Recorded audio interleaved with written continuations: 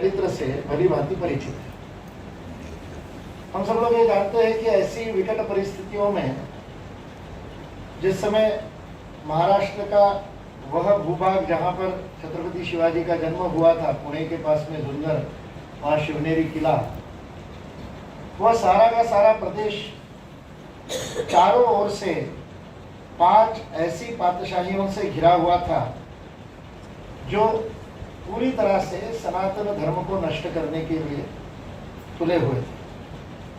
समर्थ रामदास ने स्वयं लिखा है कि ऐसी स्थितियां थी, ऐसी परिस्थितियां थी कि ना तो माताएं बहनें सुरक्षित थी, ना ही कोई धार्मिक कार्य खुल करके किया जा सकता था। और ऐसी परिस्थिति में जब सारे के सारे हिंदू, मराठा और जितने सरदार थे, वीर सरदार थे, वह भी इन तीनों चारों पातशाहियों में से किसी न किसी के सरदार बनकर के, मनसबदार बनकर के काम कर रहे थे। स्वयं शिवाजी के पिताजी शाहजी महाराज भी और आदिल शाह के पास में वतनदार के रूप में काम करते थे। ऐसे समय में छत्रपति शिवाजी महाराज के जन्म से ही उनकी माता जिजामाता ने उनके मन में स्वराज्य का संस्कार दिया। विदेशी और विधर्मी आक्रांताओं के विरुद्ध खड़े होकर के अपने समाज को संगठित करके और समाज संगठन के द्वारा स्वराज्य की स्थापना, यह स्वप्न बाल मन में कथा रूप में संस्कारों में डालने का काम जिजामाता ने किया। इसलिए राष्ट्रीय स्वयंसेवक संघ की स्थापना का जो सबसे महत्वपूर्ण पक्ष है व्यक्ति निर्माण, और व्यक्ति निर्माण किस बात के लिए, तो राष्ट्र निर्माण के लिए व्यक्ति निर्माण। और संघ की शाखा की कार्य पद्धति और शाखा की कार्य पद्धति में दिया जाने वाला सामूहिक राष्ट्र भावना का संस्कार, जिसमें चरित्र गठन करना है, और वो चरित्र गठन भी राष्ट्रीय चरित्र के रूप में चरित्र गठन करना है, केवल व्यक्तिगत चरित्र की बात नहीं। उस व्यक्तिगत चरित्र का राष्ट्रांग के रूप में राष्ट्र के प्रति समर्पण भी उतना ही आवश्यक है। हम सब लोगों के मन में कई बार इस प्रकार का भ्रम होता है और ऐसी बातें भी कही जाती है। कई संतों के नाम से यह प्रसंग हम सबने दृष्टांत सुना भी होगा, विनोबा भावे के नाम से बहुत अधिक प्रचलित है कि उनके पास में कोई बालक आया तो उन्होंने उस बालक को भारत के मानचित्र के टुकड़े दिए और कहा कि इन टुकड़ों को जोड़ करके भारत का मानचित्र बना। वह बालक बहुत देर तक प्रयास करके भी जब भारत का मानचित्र बना नहीं सका, तब उन्होंने कहा कि इस कागज को उल्टा कर और फिर मानचित्र बना तो बन जाएगा। उल्टी तरफ एक मनुष्य के शरीर का चित्र था, उसने मनुष्य के शरीर को जोड़ दिया, अलग अलग अंग उसको तो पता ही थे, हाथ कहाँ है, पैर कहाँ है, वो जोड़ करके मनुष्य का शरीर खड़ा तैयार हो गया। तो विनोबा जी ने कहा कि अब इसको पलट दो, पलट दिया तो भारत का मानचित्र भी तैयार हो गया। बड़ा अच्छा दृष्टांत लगता है कि मनुष्य का निर्माण कर दोगे तो राष्ट्र का निर्माण हो जाएगा, लेकिन वास्तविकता में यह वास्तविक स्थिति नहीं है। केवल चरित्रवान मनुष्य के निर्माण से राष्ट्र निर्माण नहीं होता।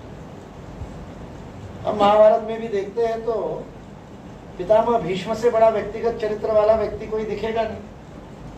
हम जो विद्या भारती आदि शिक्षा संस्थानों में 5 स्तरों पर विकास की बात करते हैं, शारीरिक, मानसिक, बौद्धिक, भावनात्मक और आध्यात्मिक, उन 5 स्तरों पर विकसित व्यक्तित्व का कोई उदाहरण देखना हो तो पितामह भीष्म से बड़ा कोई उदाहरण नहीं है। किंतु वह युद्ध में अधर्म की ओर खड़े हैं। राष्ट्र हित की जगह व्यक्तिगत प्रतिज्ञा को महत्व देकर के व्यक्तिगत चरित्र होते हुए राष्ट्र चरित्र न होने के कारण क्या होता है। छत्रपति शिवाजी महाराज के भी जीवन में ऐसे अनेक प्रसंग हैं। उनके विरुद्ध लड़ने वाले अनेक मराठा सरदार ऐसे थे जिनका व्यक्तिगत चरित्र बहुत उन्नत था। मिर्जा राजे जयसिंह जब गए और मिर्जा राजे जयसिंह ने जब छत्रपति शिवाजी महाराज को घेरने के लिए और बड़ा दलबल लेकर के गए, उस समय मिर्जा राजे जयसिंह को छत्रपति शिवाजी महाराज ने लिखा हुआ पत्र बड़ा प्रसिद्ध है। यदि आप लोगों ने उस पत्र को न पढ़ा हो तो अवश्य पढ़ना चाहिए। अपने संघ के सुरुचि प्रकाशन से भी वह पत्र प्रकाशित है। उस पुस्तिका को अवश्य, छोटी सी पुस्तिका शायद 10 रुपए की होगी। किंतु इस समय में, जिस समय हमारे सम्मुख बहुत बड़ी चुनौती है, उस चुनौती के समय में विरोधी, विपक्षी और शत्रु के बीच में भेद करने की आवश्यकता है। मत भिन्नता के कारण विरोधी और विपक्षी हो सकते हैं, किंतु शत्रु नहीं है, यह भाव मन में रख करके उनके साथ कैसे काम करना चाहिए, उसका उदाहरण छत्रपति शिवाजी महाराज का मिर्जा राजे जयसिंह को लिखा हुआ पत्र है। मिर्जा राजे जयसिंह को वे कहते हैं कि आप भी शिव जी की उपासना करते हो, मैं भी शिव जी की उपासना करता हूँ। आप भी हिंदू है, आप भी सनातनी है, मैं भी सनातनी हूँ। हम दोनों एक दूसरे के विरुद्ध लड़ करके एक दूसरे के रक्त के प्यासे बने, यह इस राष्ट्र के लिए ठीक नहीं है। आप मुझसे बड़े हैं, मैं आपके छोटे भाई के रूप में आपका सेवक बनकर के राष्ट्र सेवा करने को तैयार हूं, यदि आप स्वराज्य स्थापना में हमें साथ देते हैं।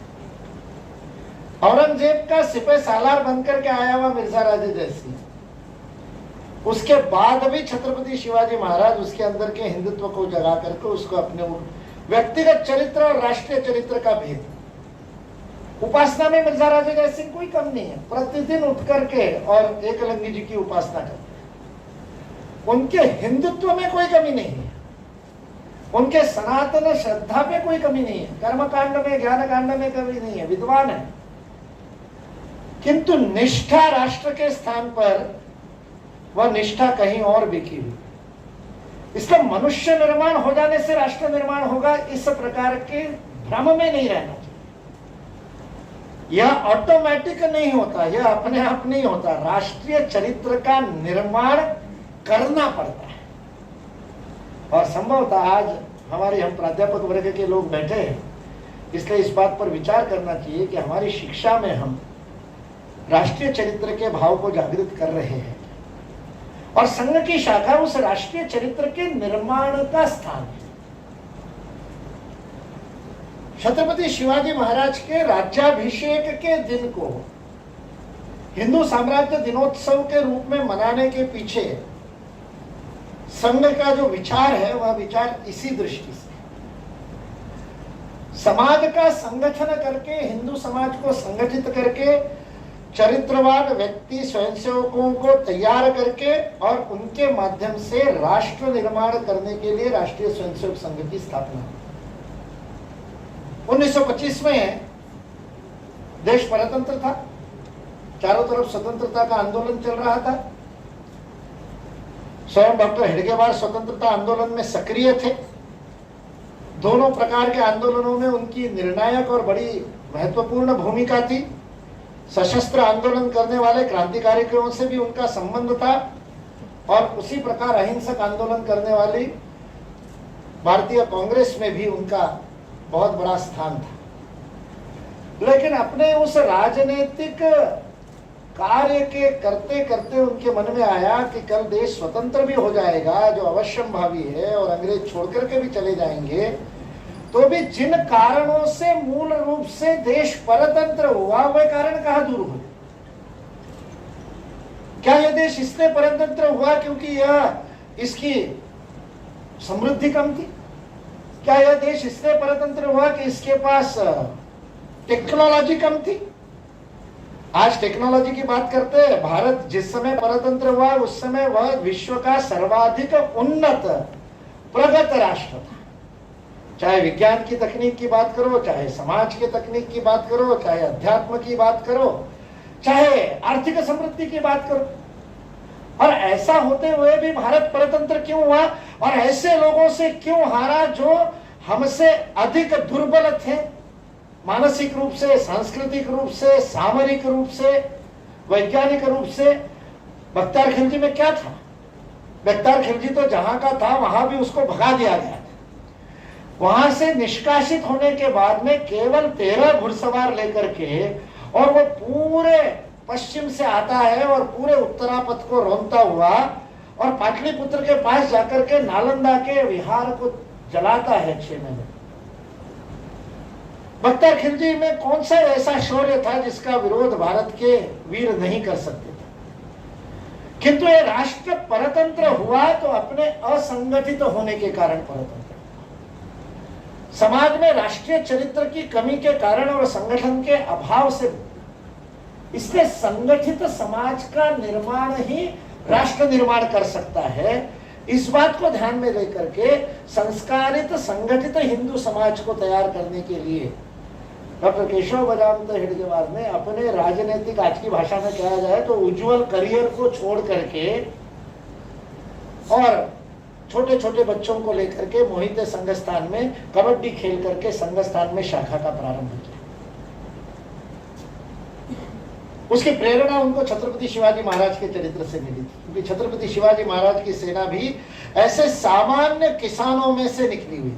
महाराष्ट्र में मावड़ा कहते हैं, और मावड़ा होता है वो जो सामान्य खेती करता है, किसान पुत्र है, धरती पुत्र है, किसान खेती करने वाला।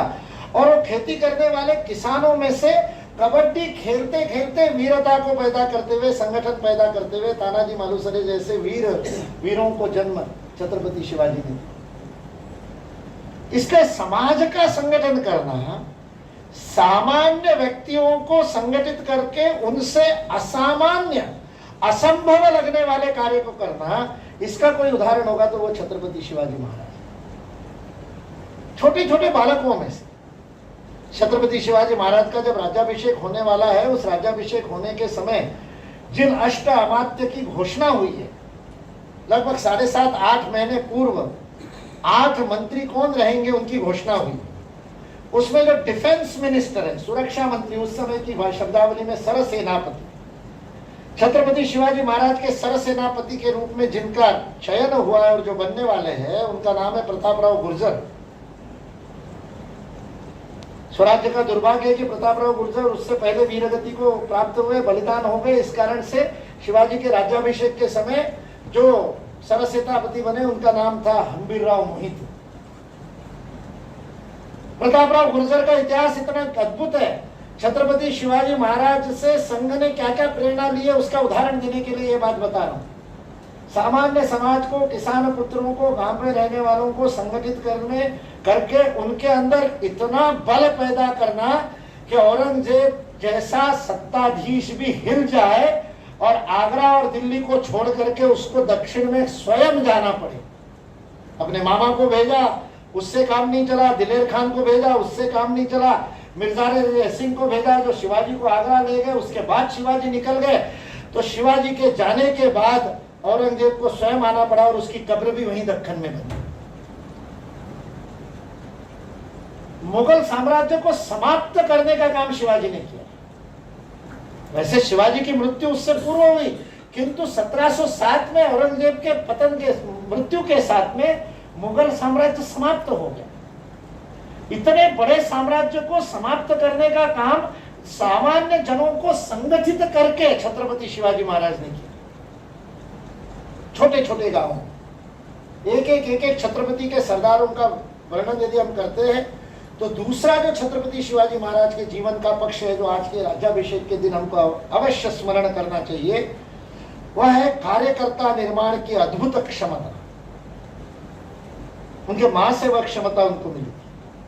उनके मां के आदर्श को देख करके एक सामान्य व्यक्तियों में से भी कार्यकर्ता निर्माण, एक एक उनकी सेवा में जो सेवक था वो मदारी मेहतर कितना बड़ा बलिदानी कार्यकर्ता था।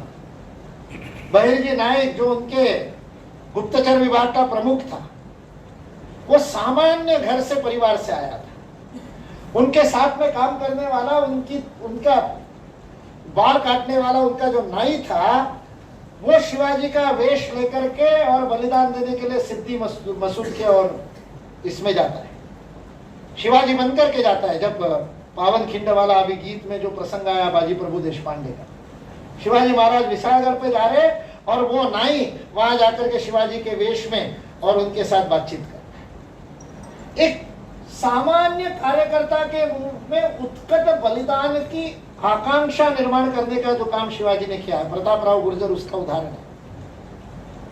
प्रतापराव गुर्जर 13 साल का बालक था जिस समय जावड़ी के चंद्रराव मौर्य के ऊपर शिवाजी को और मुहिम करनी पड़ी और उनको परास्त करके और जावड़ी को शिवाजी के अंदर, जहां प्रतापगढ़ है, जहां जाकर के बाद में अफजल खान की मृत्यु हुई, अफजल खान को मारा गया, उस स्थान का जो अधिपति उस समय मराठा सरदार था जो स्वराज्य का विरोध कर रहा था, उसके ऊपर जब शिवाजी महाराज ने मुहिम की, उस समय उस युद्ध में शिवाजी के ऊपर एक 13 साल के बालक ने और तलवार लेकर के आक्रमण किया। उस बालक की फुर्ती और उस बालक की शक्ति देख करके शिवाजी महाराज की स्वयं की आयु भी उस समय मात्र 17 वर्ष की, और ऐसे 17 वर्ष की आयु में उस 13 वर्ष के बालक के अंदर की फुर्ती देख करके छत्रपति शिवाजी, वैसे ही हिंदुओं से लड़ते समय शिवाजी ने सारी सेना को बता दिया था कि प्राणांतक आक्रमण नहीं करना है, केवल हराना है। किंतु इसका नाम कुर्तोजी था उस समय। इस कुर्तोजी के पिता की मृत्यु हुई उस युद्ध में, और पिता की मृत्यु होने के बाद, पिता की मृत्यु जिस शिवाजी के कारण हुई है उस शिवाजी को मैं नहीं छोड़ूंगा, इस भावना से शिवाजी के ऊपर टूट पड़ा। लेकिन उसके उस कौशल को, उसका वो, और हाथ में तलवार लेकर के मंडल में गोलाकार घूमना, उसकी वो मुद्राएं, उसका अलग अलग अभिनिवेश देख करके शिवाजी बड़े आकर्षित हुए। और उन्होंने, शिवाजी तो स्वयं बहुत बड़े योद्धा थे ही, खड़ग चलाने में उनके जैसा निष्णात कोई नहीं था।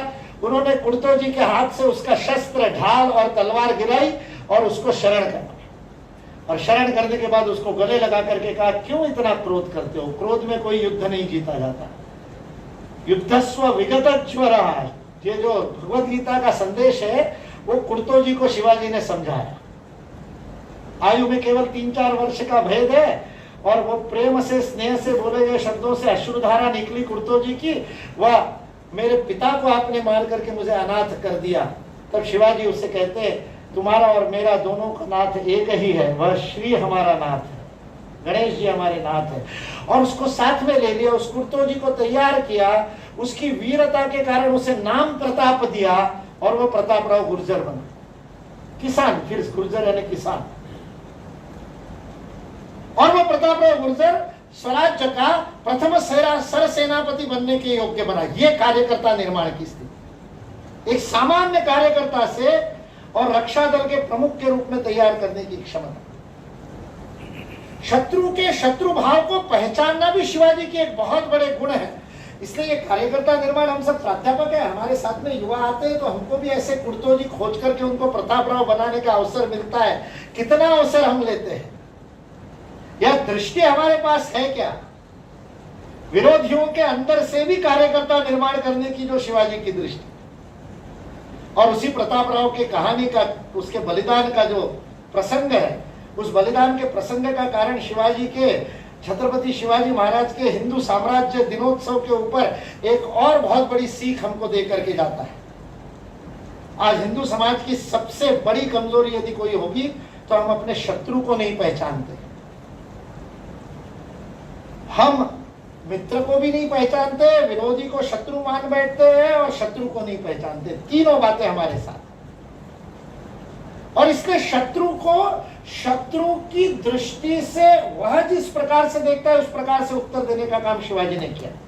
उनकी सारी कूटनीति में वो बात दिखाई देती है। छत्रपति होने के बाद भी जब अंग्रेजों ने शिवाजी के साथ व्यापार करने का प्रयत्न किया, मुझे वो सबसे सर्वोत्तम चित्र शिवाजी के राज्याभिषेक का वो लगता है जिसमें वो पूरी राज्यसभा का चित्र है और सामने वो अंग्रेज रिजेंट और झुक करके कुर्निसात कर रहा है। अंग्रेजों को झुकाने वाले छत्रपति शिवाजी महाराज के इतिहास को पढ़ना चाहिए। छत्रपति बनने के बाद अंग्रेजों ने बहुत सारे नजराने भेंट देकर के शिवाजी के साथ में और व्यापारिक संधि करने का प्रयत्न किया, पर शिवाजी की दूरदृष्टि, शिवाजी की पहचान, शिवाजी ने बहुत बड़ा तोपखाना तैयार किया था। हम सब लोग जानते हैं उस तोपखाने के लिए उन्होंने रिसर्च करवाया। शिवाजी जैसा इनोवेटर और रिसर्चर राजा, और उस तोपखाने के लिए अंग्रेजों ने कहा कि हमारे पास बारूद है, हम आपको विशेष बारूद देते हैं। और वो बारूद का सूरत में जो जाकर के लूटा था शिवाजी ने, वो बारूद का ही कारखाना था, बारूद की फैक्ट्री, एक्सप्लोजिव्स की फैक्ट्री थी जिसको शिवाजी ने लूटा था बाद में जाकर। अंग्रेज, डच और फ्रेंच तीनों ने शिवाजी के साथ बारूद के लिए, एक्सप्लोजिव्स के लिए संधि करने का प्रयास किया। छत्रपति शिवाजी महाराज ने हॉलैंड के, डच व्यापारियों के साथ संधि की। कारण क्या था? आज आधुनिक भारत में 60-70 वर्षों तक जो काम हम नहीं कर पाए अब कर रहे हैं। हमारे डिफेंस में हमने ब्रह्मोस मिसाइल बनाई रशिया के साथ में, हमको रशिया को पार्टनरशिप में लेना पड़ा। आज भी रशिया का 49% स्टेक है ब्रह्मोस की फैक्ट्री में। आज भी वो भारतीय और रशियन मिलकर के वो मिसाइल हम बेचते। हमारे मित्र अभी वहां सीईओ बने, अभी फिलीपींस गए थे और ये बेचने के लिए, तो वो कह रहे थे रशिया के युद्ध के कारण ब्रह्मोस बेचने में कष्ट जा है। आज भी वो काम हम नहीं करते जो शिवाजी ने 400 साल पहले किया। शिवाजी ने अंग्रेजों के साथ एक्सप्लोजिव की संधि नहीं की, फ्रेंच के साथ नहीं की, डच के साथ की, क्योंकि ये बाकी दो लोग बारूद का सप्लाई करने को तो तैयार थे, टेक्नोलॉजी ट्रांसफर करने को तैयार नहीं थे, बारूद बनाने की विधि सिखाने को तैयार नहीं थे। शिवाजी ने डच वैज्ञानिकों को, हमारे लोगों को बारूद बनाने की विधि आप सिखाओगे, यह संधि का पार्ट बनाया। यानी व्यापारिक संधि में भी शिवाजी की जो आत्मनिर्भर भारत वाली दूरदृष्टि हमको दिखाई देती। शत्रु को पहचानते थे, शिवाजी ने अंग्रेजों को पहचाना कि वो देश के शत्रु। प्रतापराव गुर्जर का जो घटना है जिसके कारण वो राज्याभिषेक से 3 माह पूर्व बलिदान हुए, उसकी घटनाक्रम भी यही है। बहलोल खान ने स्वराज्य पर हमला किया और दक्षिण के तरफ, और बहलोल खान को परास्त करने के लिए बीजापुर के उस सीमा पर प्रतापराव गुर्जर अपनी सेना लेकर के गए और बहलोल खान की सेना को परास्त किया। बहलोल खान की 40,000 की बड़ी सेना को केवल 3,000 माओवादियों को लेकर के, इनकी जो गोरिल्ला वॉरफेयर आजकल कहा जाता है, गनीमी कावा पद्धति थी जिसके माध्यम से छिप करके लड़ाई करते थे। पेंटागन ने सारे विश्व की रणनीतियों के ऊपर जो पुस्तक छापी है, अमेरिकन रक्षा संस्थान पेंटागन, जहां पर अमेरिका में डिफेंस रिसर्च होता है, उस पेंटागन ने सारे विश्व की युद्ध स्ट्रेटेजीज के ऊपर, रणनीतियों के ऊपर पुस्तक छापी है। उसमें एक पार्ट शिवाजी के गोरिल्ला वॉरफेयर के ऊपर है, शिवाजी की ये छिप करके युद्ध करने की नीति के ऊपर। प्रतापराव गुर्जर ने उस नीति से छोटी सेना ने बड़ी सेना को परास्त कर दिया, बंदी बना लिया, बहलोल खान को बंदी बना लिया। और बंदी बनाने के बाद बहलोल खान ने क्षमा मांगी, शरण आ गए। और जो हिंदू समाज की बहुत बड़ी एक कमी है कि हम अपने शत्रु को अपने नियमों से देखते हैं। हमारे नियम है शरण आए हुए को मारना नहीं, पर उनके नियम थोड़ी है। जो गलती पृथ्वीराज चौहान ने की, यदि न छोड़ते घोरी को 7 बार, 8वीं बार, एक बार तो पृथ्वीराज परास्त हुए, एक बार परास्त हुए तो उसने क्या किया? लेकिन शत्रु के भाव को और शत्रु की समझ को न रखने वाले होने के कारण जो पृथ्वीराज चौहान ने गलती की थी, मां ने इतिहास सुनाया होगा, समझाया होगा। जो छत्रपति शिवाजी महाराज बहलोल खान को प्रतापराव गुर्जर के छोड़ने के ऊपर प्रतापराव गुर्जर को पत्र लिखते हैं, वह भी पत्र पढ़ने लायक है, इतिहास में उपलब्ध है, मराठी में लिखा हुआ वो अद्भुत पत्र है। आज तो हिंदू समाज को वो पढ़ना ही चाहिए, क्योंकि आज हम अपनी बंदूकें अपने ही सेनापति की तरफ ताड़ने के लिए 2 मिनट में तैयार हो जाते हैं जब हमको लगता है कि कुछ गलती हो गई। शत्रु के तरफ अपना आक्रमण करने की जगह हम अपना आक्रमण अपने ही नेतृत्व की तरफ करने के लिए 1 मिनट में तैयार हो जाते। पिछले 7 दिनों से तमाशा देख रहे हैं हम सामाजिक माध्यमों पर। इसलिए शिवाजी महाराज का यह पत्र पढ़ने लायक है, जो प्रतापराव गुर्जर को लिखा हुआ पत्र है। उन्होंने 3 प्रश्न पूछे हैं। पहला प्रश्न पूछा कि बहलोल खान को क्षमादान देने का अधिकार तुमको किसने दिया? अभी तो सरसेनापति बने नहीं हो और आप अपनी मर्यादा के बाहर जाकर के कैसे निर्णय लेते हो? और दूसरा उन्होंने कहा, सर्प यदि हाथ में आ जाए तो उसको और जख्मी करके छोड़ नहीं दिया करते हैं, उसको पूरा मारा जाता है। मराठी में शब्द प्रयोग क्या है? ठेचा वाला।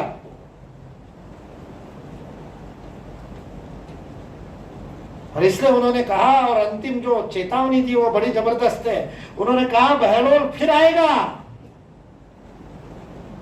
और पहले से अधिक बल लेकर के आएगा, और तब बहलोल को समाप्त करके फिर ही मुंह दिखाना रायगढ़ के ऊपर। तब तक मैं तुम्हारा मुंह नहीं देखना चाहता। प्रसंग बड़ा विचित्र है कि जिस समय वो पत्र मिला, उस पत्र मिलने के बाद प्रतापराव गुर्जर की क्या स्थिति हुई होगी। बचपन से जिसने पिता के समान स्नेह देकर के बड़ा किया, उसने ये कह दिया कि तुम्हारी गलती होगी और गलती का दंड यह है कि तब तक मुंह नहीं दिखाओगे, जब तक गलती को ठीक नहीं कर लोगे। तो प्रतापराव क्रोध में आ गए। उसी समय संदेश आया कि 40,000 की हार करके गई हुई सेना 1 लाख की करके वापस बहलोल आ गया है। और प्रतापराव गुर्जर ने आओ देखा न ताव, और अकेला घोड़े पर सवार होकर के निकल पड़ा। उस समय 6 अंगरक्षक उनके साथ थे। तो 7 वीर दौड़ करके बहलोल खान की 1 लाख की सेना के ऊपर जाकर के चढ़ाई कर दी। और वीरगति को एक एक को 100 को 1000 को मारा होगा, किंतु 1 लाख के सामने क्या टिकते। तो बहलोल खान के सामने प्रतापराव गुर्जर वीरगति को प्राप्त हुए कि शिवाजी को मुंह नहीं दिखाऊंगा। इसलिए अंबिराव महोदय सेनापति, सर सेनापति। किंतु ये शत्रु का मानस समझ करके शत्रु को उसके अनुसार उसके साथ में काम करना, शत्रु के कपट को समझ करके उसके साथ काम करना। एक तरफ महाराजा जयसिंह भले ही शत्रु का सरदार बनकर के आ रहे, तब भी विरोधी गुट में होते हुए भी हमारे मित्र है, स्वधर्मी है, भटका हुआ है, किंतु है तो अपना व्यक्ति। उसके साथ कैसे डील करना और बहलोल खान के साथ कैसे डील करना, शिवाजी के सामने स्पष्ट दृष्टि है। इसलिए छत्रपति शिवाजी महाराज से हमको आज प्रेरणा लेनी। हम तो मिर्जा राजा जयसिंह से ही लड़ रहे हैं। हमारे आपस में मतभेदों से निर्माण मनभेदों के कारण हिंदू समाज का आज भी कितना कष्ट हो है, और प्राध्यापक वर्ग में तो बहुत ज्यादा है। मैं हमेशा कहता हूं एक डिपार्टमेंट में 4 प्राध्यापक होते, उनमें 12 गुट होते हैं।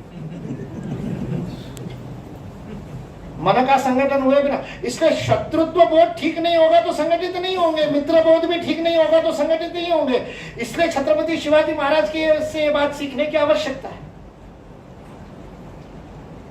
सबसे महत्वपूर्ण बात, छत्रपति शिवाजी महाराज ने अपने 14 साल की उम्र में संकल्प लिया। वो संकल्प की शक्ति तो बड़ी अद्भुत है। 9 साल की उम्र में संकल्प लिया, 14 साल की उम्र में उसको एक्चुअलाइज साकार कर दिया।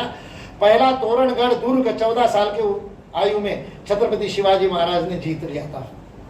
विजय का प्रारंभ 14 साल की उम्र में किया था। आजकल हमारे बच्चे 14 साल की उम्र में 10वीं पास नहीं होते, और 10वीं पास होने के बाद साइंस ले कि आर्ट्स ले, इसका निर्णय नहीं कर पाते। ना माता पिता कर पाते, ना बच्चे कर पाते। और उस आयु में छत्रपति शिवाजी महाराज न केवल संकल्प कर चुके, उस संकल्प के ऊपर कार्य कर चुके। तो जिजा माता जैसी मां बनना है तो अपने बच्चों को ऐसे क्रांतिकारी निर्णय लेने के लिए तत्पर करना पड़ेगा। हम तो सब सेफ गेम खेलना चाहते हैं, हम बच्चों को प्रयोग नहीं करने देना चाहते, हम बच्चों को सुरक्षित वातावरण में रखना चाहते हैं। इसलिए बच्चा कह दे विस्तारक जा रहा हूं तो फिर माता पिता की फड़फड़ाहट देख लो। घर से दूर रहने का दुख नहीं है, पढ़ने के लिए अमेरिका जाएगा तो तुरंत तैयार हो जाएंगे, तब कोई दुख नहीं है दूर रहने का, तब कोई विरह नहीं है। क्योंकि स्वार्थ से उपजी हुई सुरक्षा की भावना के कारण आज के परिवार में शिवाजी नहीं पैदा हो रहे। यह भ्रमित सुरक्षा की भावना है। क्या हुआ यूक्रेन में, सुरक्षित मान करके भेजा था ना उन माता पिता ने। जो माता पिता 10 दिन के लिए विस्तारक नहीं भेजेंगे, पास में रायसेन में या नर्मदापुरम में भेज दो 15 दिन के लिए तो नहीं भेजेंगे। वो माता पिता अपने बच्चों को यूक्रेन भेजने को तैयार है, रशिया भेजने को तैयार है, चीन भेजने को तैयार है। यह स्वार्थ से उपजी हुई असुरक्षा की भावना ने हमारे परिवारों में त्याग का भाव समाप्त कर दिया। जिजामाता ने शिवाजी के अंदर वो संकल्प डाला है जो 14 वर्ष की उम्र में तोरणगढ़ हंसते हंसते खेलते खेलते जाकर के जीत करके आ गए। क्या संकल्प की शक्ति हो। ऐसे एक एक करके दुर्ग जीतते गए और बहुत बड़ा एक स्वराज्य का तंत्र खड़ा किया। शाहजी महाराज को बंदी बना लिया तो उनको छुड़ाने के लिए 23 किले दे दिए, संधि में वापस जीत लिए। मिर्जा राजा जयसिंह के साथ संधि हुई, उसमें भी दुर्ग देने पड़े। आगरा से निकल जाने के बाद में छत्रपति शिवाजी महाराज का साहस देखिए। आगरा से उस सारे मुगलों के पूरी सुरक्षा कवच को भेद करके निकल जाते हैं, और निकल जाने के बाद में छत्रपति शिवाजी महाराज मिले क्यों नहीं? क्योंकि औरंगजेब तो सोच रहा था कि निकले होंगे तो दक्षिण में ही जाएंगे, दक्षिण में था उनका राज्य। इसलिए आगरा से निकलने के बाद छत्रपति शिवाजी महाराज दक्षिण की तरफ जाएंगे सोच करके सारी सेनाएं ग्वालियर और उधर जा पड़ी, और छत्रपति शिवाजी महाराज निकल करके मथुरा गए। मथुरा उत्तर में है, मुगलों के और राज्य के भीतर घुस करके, और फिर मथुरा से वाराणसी गए, और फिर वाराणसी से नागपुर होते हुए वापस पुणे पहुंचे। 1.5 साल के बाद वापस पहुंचे। स्वराज्य के अंदर कितना छत्रपति शिवाजी पर विश्वास होगा जिजामाता का। आजकल जैसा नहीं है, रोज व्हाट्सएप, एक दिन बच्चे ने फोन नहीं किया तो विचलित होने वाली मां। 1.5 वर्ष तक क्या सूचनाएं मिली होगी। और संभाजी राजे तो और छोटे हैं, और जिजामाता सारा राज्य चला रही है इस विश्वास के साथ कि शिवा को कुछ नहीं हो सकता, निश्चित वापस आएगा। छत्रपति शिवाजी महाराज ने इतना बड़ा साम्राज्य खड़ा किया, और उसका एक बहुत बड़ा विशेष बात यह है कि जैसे मैंने कहा, औरंगजेब की समाप्ति का कारण वो बने। इतना ही नहीं, शिवाजी के मृत्यु के 80 साल बाद भारत का मानचित्र आप देखिए, 1757 में भारत का मानचित्र देखिए, और उस समय आप देखेंगे कि पूरा का पूरा भारत हिंदुओं के हाथ में है। ये बहुत बड़ा भूल भुलैया फैला रखा है कि मुगलों से अंग्रेजों के पास गया, बिल्कुल नहीं। जिस समय अंग्रेज आए इस देश में, जिस समय बक्सर की और प्लासी की लड़ाई हुई है, उस समय भारत के वर्तमान भूभाग से अधिक भूभाग पर पाकिस्तान, बांग्लादेश मिला करके अफगानिस्तान के अटक तक पेशवाओं का राज्य था। राघोबा दादा पेशवे अटक पर जाकर के, जो कंधार से आगे है, हिंदू कुश तक, पूरा का पूरा भारत यह हिंदुओं का साम्राज्य था। छत्रसाल का साम्राज्य था, उधर लचित बरफुकन का साम्राज्य था। पूरे भारत में हिंदू थे, हिंदू राजा थे। ये शिवाजी के जाने के बाद 80 साल बाद की मैं स्थिति बता रहा हूं। शिवाजी के कार्य की महत्ता देखिए। लेकिन इस सबसे अधिक महत्वपूर्ण जो यदि कोई काम होगा, जो कि अब राष्ट्रीय स्वयंसेवक संघ के शताब्दी की तरफ हम बढ़ रहे हैं, और इस शताब्दी के लिए लक्ष्य अपने मन में लेकर के काम कर रहे संघ के कार्यकर्ता। 100 वर्ष राष्ट्रीय स्वयंसेवक संघ को हो रहे, जो 3 लक्ष्य राष्ट्रीय स्वयंसेवक संघ ने क्रमशः अपने सामने रखे। प्रारंभ में हिंदू समाज का संगठन, जब समाज संगठित हो जाए उस समय ये बात बार बार कहेगी, संघ और कुछ नहीं करेगा, संघ केवल शाखा लगाएगा क्योंकि समाज का संगठन करना है। और उसके बाद में विविध क्षेत्र का निर्माण होना शुरू हुआ। अखिल भारतीय विद्यार्थी परिषद से प्रारंभ करके 1949 से विविध क्षेत्रों में स्वयंसेवक काम करने लगे। विविध क्षेत्र के संगठनों का निर्माण शुरू हुआ, और दूसरा चरण प्राप्त शुरू हुआ सेवा कार्यों का। संगठित समाज समाज की सेवा करेगा, इसमें एक अद्भुत सेवा की रचना खड़ी हुई। आज संघ के सीधे संघ के द्वारा चलने वाले सेवा प्रकल्पों की संख्या, मतलब राष्ट्रीय सेवा भारती, उससे संबद्ध सारी संस्थाएं और संघ की शाखाओं के माध्यम से चलने वाले सेवा प्रकल्पों की संख्या 1,63,000 से अधिक है। जिसमें हाथ डाला उसमें काम। किंतु तीसरा और सबसे महत्वपूर्ण चरण जो संघ कार्य का है, जो विविध क्षेत्रों का काम है, और मैं भारतीय शिक्षण मंडल का कार्य करता हूं, इसलिए मैं उस बात को नित्य स्मरण करता हूं। जब जब प्रतिदिन परम वैभवम ने तुम्हें तत्स्वराष्ट्रम गाता हूं, तब उस परम वैभव पर अपने स्वराष्ट्र को ले जाने का जो तीसरा और महत्वपूर्ण चरण है, जिसके लिए आज का उत्सव है, वह है व्यवस्था परिवर्तन। संगठन, सेवा, और उसके बाद व्यवस्थाओं का निर्माण करके व्यवस्था परिवर्तन, वह राष्ट्र निर्माण का स्थायी स्वरूप होगा। शिवाजी ने, छत्रपति शिवाजी महाराज ने वो काम किया। छत्रपति शिवाजी महाराज का राज्याभिषेक व्यवस्था परिवर्तन का प्रेरक है, उसका प्रतीक है। छत्रपति शिवाजी महाराज नहीं तो किसी दूसरे, और कहते ही थे औरंगजेब उनको बलवा करने वाला, मतलब विद्रोह करने वाले विप्लवी के रूप में, जैसे अंग्रेजों ने 1857 को कहा सैनिक विद्रोह, वैसे ही शिवाजी के काम को अभी भी विदेशों में अनेक लेखक शिवाजी के काम को एक विद्रोह के रूप में, सरदार का विद्रोह के रूप में चिन्हित करते हैं। गागा भट्ट का सबसे बड़ी देन है। गागा भट्ट वाराणसी में, अभी जो ज्ञानवापी की चर्चा चल रही है, उसी घटना के बाद में आ रहे हो, और वहां पर आने के बाद में गागाभट्ट छत्रपति शिवाजी महाराज को कह रहे कि आज यदि किसी से अपेक्षा है पूरे देश में तो वह आपसे अपेक्षा है, इसलिए आपको साम्राज्य की स्थापना करनी चाहिए, छत्र धारण करना चाहिए। और जो निष्काम भाव से कार्य करते हैं उनको ना किसी पद की लालसा होती है, ना किसी प्रकार की प्रतिष्ठा की चिंता होती है। और ऐसे निष्काम भाव से कार्य करने वाले स्वयंसेवकों का निर्माण ही तो राष्ट्रीय स्वयंसेवक संघ ने किया है, जो जहां भी पहुंचते हैं स्वयंसेवकत्व भाव से ही काम करते हैं। किसी पद के लिए, किसी स्थान के लिए उनका कार्य नहीं होता है। अभी शिक्षा क्षेत्र में काम करते करते रोज ऐसे प्रसंग सामने आते हैं और लोग आ करके कहते हैं अरे अपने पीछे रह जाते हैं, दूसरे पद पर पहुंच जाते हैं। तो कहने वाले की स्वयंसेवकत्व पे प्रश्न चिन्ह आ जाता है। बड़ी विचित्र स्थिति है, बोल भी नहीं सकते। बोलने वाले को ही कहेंगे तू काहे का स्वयंसेवक भाई, जब तेरे को ये मन में खल रहा है कि पद नहीं मिला। ऐसे निष्काम भाव से कार्य करने वाले स्वयंसेवकों का निर्माण, वैसे ही छत्रपति शिवाजी महाराज है। उनको जब कहा गया, गागाभट्ट ने जब उनके सामने प्रस्ताव रहा, उन्होंने कहा नहीं अभी तो बहुत बड़ा काम करना बाकी है। और वो हमेशा कहते थे ये स्वराज्य तो श्री का है, गणेश जी को आराध्य मानते थे और उनका मानना हम तो केवल सेवक है। भरत का उदाहरण बार बार छत्रपति शिवाजी महाराज के मुख से आता था। सिंहासन पर पादुकाएं रख करके राज्य करने वाले भरत के हम वंशज है, राम राज्य का निर्माण सेवा से होता है। ये छत्रपति शिवाजी महाराज अपने सरदारों को बताते। छत्रपति शिवाजी महाराज की लिखी हुई कविता है, जिस कविता में श्री की इच्छा के ऊपर उन्होंने कविता लिखी, स्वयं शिवाजी ने। इसलिए जब गागाभट्ट ने कहा तो छत्रपति शिवाजी महाराज ने मना कर दिया। तब मोरोपंत ने गागाभट्ट को सुझाव दिया, जो पहले प्रधानमंत्री बने छत्रपति शिवाजी महाराज की अमात्य मंत्रिमंडल में। उन्होंने गागाभट्ट को कहा शिवाजी से कुछ भी काम करवाना हो तो उनकी मां को बताओ, ये मातृभक्त है, मां कहेगी तो कुछ भी करेंगे।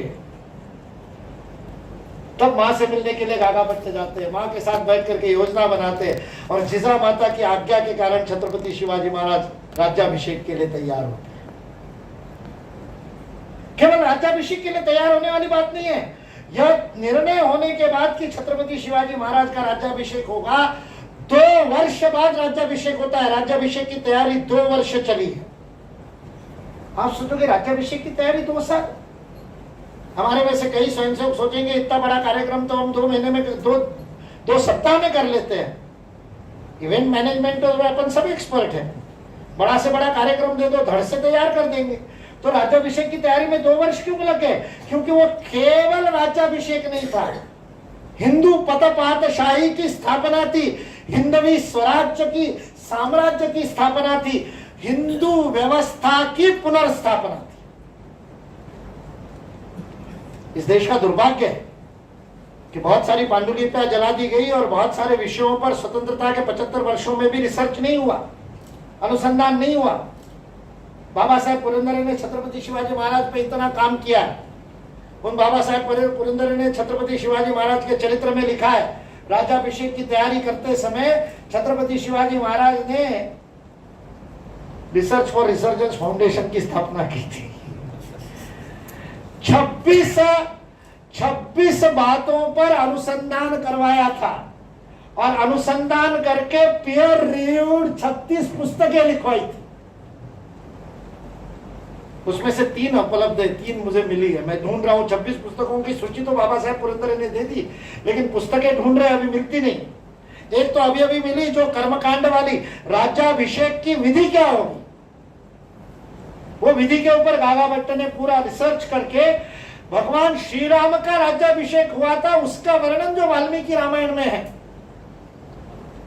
उसको लेकर के और उस विधि को मानने वाले ब्राह्मणों को खोज करके उस वेद का, उस कल्प का, कहां पर कर्नाटक से, केरल से, कहां से ब्राह्मणों को बुला करके पूरा रिसर्च करके हिंदू सम्राट का, चक्रवर्ती का राज्याभिषेक कैसे होना चाहिए। जिस विधि से राजसूय यज्ञ के बाद युधिष्ठिर का राज्याभिषेक हुआ था, जिस विधि से भगवान श्री राम का राज्याभिषेक हुआ था, उसी विधि से छत्रपति शिवाजी महाराज का राज्याभिषेक हुआ। इसलिए जानता राजा यदि आपने देखा होगा तो अंतिम राज्याभिषेक के दृश्य में अंतिम दृश्य वो दृश्य है जो महाभारत में और रामायण में भी जिसका वर्णन है।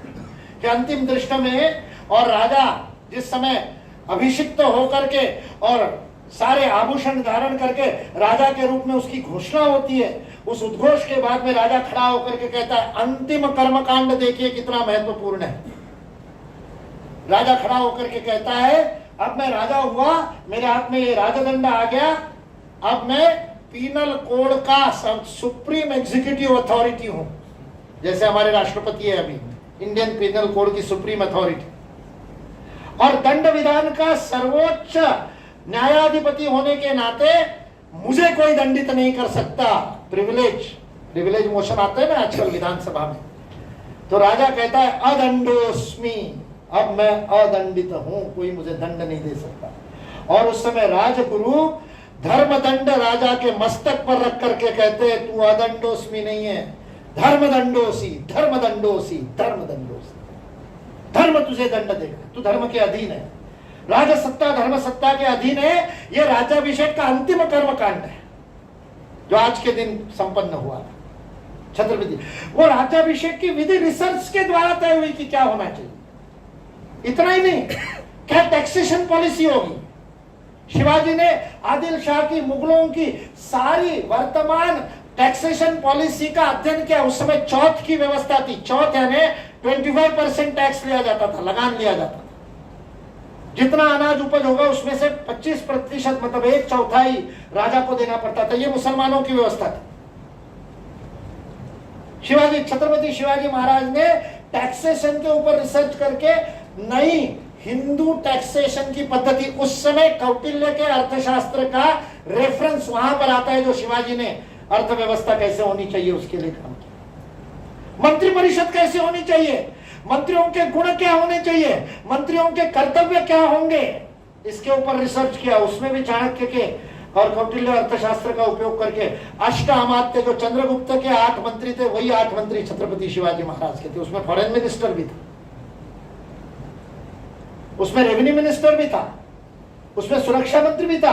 वो 8 मंत्री क्या होंगे, उन मंत्रियों का, उसके ऊपर पुस्तक लिखी गई। अमात्य परिषद उस पुस्तक का नाम, मिली नहीं, उपलब्ध नहीं है। अपने अनिल माधव दवे जी ने उसके ऊपर बहुत काम किया था, उनकी पुस्तक है शिवाजी के प्रशासन के ऊपर, किंतु ओरिजिनल पुस्तकें नहीं, कुछ बखरे, कुछ पत्र लेकर के उनको काम करना पड़ा। टैक्सेशन की क्या व्यवस्था होगी, लैंड पॉलिसी क्या होगी, कृषि नीति क्या होगी, 26 शिक्षा नीति क्या होगी, इसके ऊपर पुस्तक है। और ये 26 में से 26 पुस्तकें संस्कृत भाषा में लिखी गई। आप सोचिए, प्राध्यापकों का वर्ग है, इसलिए हिंदू साम्राज्य दिनोत्सव पे ये बात, राज्याभिषेक का ये पक्ष बताना आवश्यक है। आपके जैसे प्राध्यापकों ने रिसर्च किया होगा ना शिवाजी के लिए, और उन 26 पुस्तकों का लेकर आज जब हम स्वतंत्रता का, स्वाधीनता का 75वां अमृत महोत्सव मना रहे, क्या हमको भारत को स्वतंत्र देने के लिए शिवाजी के राज्याभिषेक के दिन संकल्प नहीं करना चाहिए? न्याय व्यवस्था क्या होगी? राम शास्त्री प्रभुणे जैसे न्यायाधीश, जिन्होंने जाकर के अपने पुत्र को भी दंड दिया, और नाना साहब पेशवा के समय जिनको न्याय व्यवस्था का आदर्श माना जाता था, वो न्याय व्यवस्था आपस स्तंभ के सूत्रों में से लेकर के धर्मशास्त्र का अध्ययन करके, और शिवाजी ने अपनी न्याय व्यवस्था स्थापित की। हम अभी भी अंग्रेजों की न्याय व्यवस्था चला रहे विश्वास जी, उन्हीं के कानून चल रहे, उन्हीं की विधि लेकर के बैठे। स्वतंत्रता के 75 वर्षों के बाद हमने, हमारी परंपरा में क्या न्याय व्यवस्था थी, क्या न्याय व्यवस्था थी जिसके कारण मैगस्थनीस लिखता है कि भारत में विवाद नहीं होते थे? क्या न्याय व्यवस्था थी जिसके कारण मैगस्थनीस लिखता है कि न्यायालय खाली पड़े रहते थे, पंचायतों में निपटारे हो जाते थे, गांव में और 5 पंच बैठ करके निर्णय दे देते थे? कैसी अद्भुत न्याय व्यवस्था थी। कॉन्फ्लिक्ट रिजोल्यूशन की इतने अद्भुत विधि, शिवाजी ने उसके ऊपर रिसर्च करवा करके न्याय व्यवस्था हिंदुओं की लागू की। इसलिए शिवाजी का हिंदू साम्राज्य दिनोत्सव के दिन हुआ हुआ राज्याभिषेक अकेले छत्रपति शिवाजी का राज्याभिषेक नहीं है, संपूर्ण व्यवस्था के परिवर्तन का राज्याभिषेक। सच्चे अर्थ में सनातन हिंदू राज व्यवस्था का निर्माण छत्रपति शिवाजी ने आज के दिन किया था। इसलिए स्वाधीनता के 75 वर्ष होने के बाद जब हम अर्थव्यवस्था, न्याय व्यवस्था, राज व्यवस्था, संसद नहीं बन रही है, लेकिन संसदीय व्यवस्था नहीं है, अभी एक विवाद चल रहा है, महाराष्ट्र से शुरू हुआ, फिर अनेक राज्यों में, बंगाल में वो कर रहे हैं, सब जगह राज्यपाल के पास पहले पड़ी है। इन राज्य सरकारों ने इस प्रकार के विधि बना दिए कि अब से विश्वविद्यालय का चांसलर राज्यपाल नहीं रहेगा। शिक्षा मंत्री और मुख्यमंत्री के हाथ में कुलगुरुओं को नियुक्त करने की और बाकी अधिकार हो जाएंगे। विवाद चल रहा है, अपने सारे लोग उसके ऊपर चर्चा कर रहे हैं। एक बार कुछ कुलपतियों से चर्चा चल रही थी, मैंने कहा ये राज्यपाल का काम क्या है भारत में? हम तो इस बेसिक प्रश्न पर विचार करें ना, राज्यपाल की मॉरल अथॉरिटी क्या है? रिटायर्ड राजनेताओं के पार्किंग के लिए की हुई व्यवस्था को हम वैधानिक अधिकार क्यों दे रहे? केवल अंग्रेजों का गवर्नर जनरल था और प्रांतों में गवर्नर था, उस व्यवस्था को वैसे के वैसे लागू रखने के लिए राष्ट्रपति और राज्यपाल बना दिया हमने। गवर्नमेंट ऑफ इंडिया ऑफ 1935 की व्यवस्था को लागू कर दिया संविधान के नाम से। ये कौन सा लोकतंत्र है? किस लोकतंत्र से राज्यपाल का चयन होता है? राज्यपाल के पास ऐसी कौन सी शैक्षिक योग्यता है जिसके कारण वो कुलगुरु की नियुक्ति कर सकता है? क्या भारतीय पद्धति थी? भारत में कुलगुरु कौन तय करता था? नालंदा का, तक्षशिला का कुलगुरु कौन तय करता था? विक्रमशिला में कुलगुरु का निर्णय क्या राजा भोज करते थे? राजसत्ता कभी भी, शिक्षा कभी भी राजसत्ता के अधीन नहीं रही। एक विद्वत समाज खड़ा होकर के निस्वार्थ भाव से काम करने वाले कर्मनिष्ठ निष्पृह विद्वत जनों की सभा कुलगुरुओं का निर्णय करती थी। हमने राष्ट्रीय शिक्षा नीति बनाते समय यह सुझाव दिया था कि चुनाव आयोग के समान स्वायत्त शिक्षा आयोग बना दिया जाए जो केवल और केवल शिक्षाविदों का हो और वो शिक्षा के बारे में निर्णय ले। हम जब ऐसे विवाद उठते तब इस प्रकार का विचार क्यों नहीं करते? क्यों इस स्वायत्तता की मांग शिक्षक नहीं करता है? क्यों शिक्षक सत्ता के अधीन रहना चाहता है? फिर आर्थिक असुरक्षा के कारण, सरकार की नौकरी की आर्थिक सुरक्षा का लोभ है, इसलिए हम शिक्षक होते हुए भी शासन मुक्त व्यवस्था की बात नहीं करते। छत्रपति शिवाजी महाराज ने वो काम किया, वो क्रांति करके दिखाई। इसलिए आज के हिंदू साम्राज्य दिनोत्सव के ऊपर कम से कम प्राध्यापकों को तो अपने अपने विषय में सनातन हिंदू धर्म की परंपरा के ऊपर अनुसंधान करके, तप करके, रिसर्च करके, अन्वेषण करके और हिंदू व्यवस्था का वर्तमान युगानुकूल स्वरूप क्या होगा ये रखने की आवश्यकता है। पंडित दीनदयाल उपाध्याय कोई प्राध्यापक नहीं थे, इकोनॉमिक्स पढ़ाते नहीं थे, लेकिन पंडित दीनदयाल उपाध्याय ने हिंदू इकोनॉमिक्स के ऊपर रिसर्च करके एकात्म मानव दर्शन में हिंदू अर्थव्यवस्था कैसे होगी वो बताया। हम कब तक जीडीपी के अंदर मरते रहेंगे? इस अनर्थ व्यवस्था से सारे विश्व का विनाश होने जा रहा है और फिर भी हमारे अर्थशास्त्र के प्राध्यापक हिंदू अर्थशास्त्र पर अनुसंधान करके और विश्व के सामने क्यों नहीं व्यवस्था देते कि इसको छोड़ो और इसको करो? इसलिए हिंदू साम्राज्य दिनोत्सव पे कम से कम प्राध्यापकों के लिए तो विषय व्यवस्था परिवर्तन का होना चाहिए। स्वाधीनता का अमृत महोत्सव का अमृतकाल, राष्ट्रीय स्वयंसेवक संघ की शताब्दी का आया हुआ निकट समय, इससे अद्भुत अमृत समय के कौन सा होगा जब हमारे प्राध्यापक अपने अंदर के ऋषित्व को जगाने का संकल्प करेंगे। जब हम में से कोई गागा भट्ट खड़ा होगा तब शिवाजी खड़ा होगा। हम सोचते हैं शिवाजी खड़ा होने से प्राध्यापकों का भला होगा। सत्ता से कभी शिक्षा का भला नहीं हुआ है, शिक्षा का भला शिक्षकों से हुआ है। शिक्षक खड़े होंगे तो शिक्षा ऐसे होगी जो सम्राटों का निर्माण करेगी।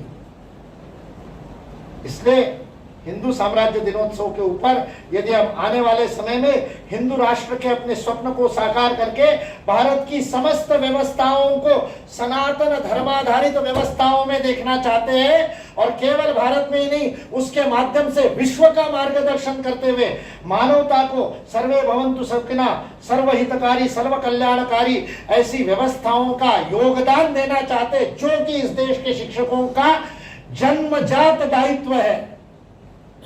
ये एक रिस्पॉन्सिबिलिटी हो तो आपको बिना किसी राज्यपाल के मिली। शिक्षक बने उसी दिन ये जिम्मेवारी आ गई कि अनुसंधान करके विश्व का मार्गदर्शन हमको करना है।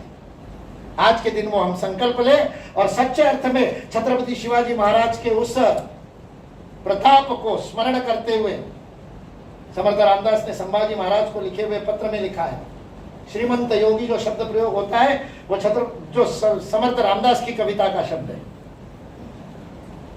मूर्तिवंत, कीर्तिवंत, यशवंत, कुलवंत, ऐसे करके पूरा जानता राजा, वो पूरी कविता है जिसमें छत्रपति शिवाजी महाराज के गुणों का वर्णन संभाजी राजे को शिवाजी समर्थ रामदास ने लिखा है। उस शिवाजी महाराज के योगदान का स्मरण यदि हमको करना है तो अपने अंदर संकल्प लेना होगा। और इस हिंदू साम्राज्य दिनोत्सव पर परम पूज्य डॉक्टर रामपंत हेडगेवार के मन में इस उत्सव को राष्ट्रीय उत्सव के रूप में मनाने का जो विषय था, उसके पीछे की जो मंशा है कि एक दिन व्यवस्था परिवर्तन करके भारत पुनः हिंदू राष्ट्र के रूप में पुनः व्यवस्था में प्रतिष्ठित होगा, समाज में तो है ही, व्यवस्था में पुनः प्रतिष्ठित होगा, इस स्वप्न को शताब्दी के समय पर साकार करने का संकल्प हम शिक्षक वृंद ले, ऋषि बने, तप करे, इस प्रार्थना के साथ अपनी वाणी को विराम दूं।